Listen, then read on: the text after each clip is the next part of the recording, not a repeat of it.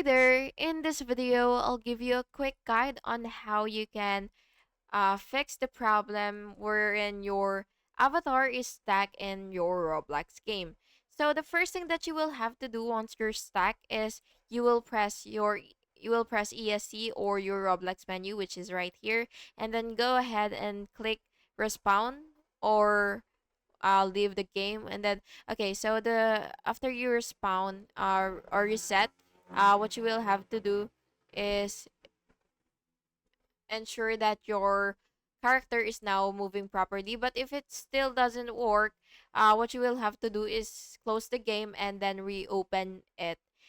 And then you can also clear your browser cache or update Roblox if you're using your PC, and ensure that there are no scripts or plugins in the game that are causing avatar glitches. And yeah, that's basically it, and I hope you found this video helpful.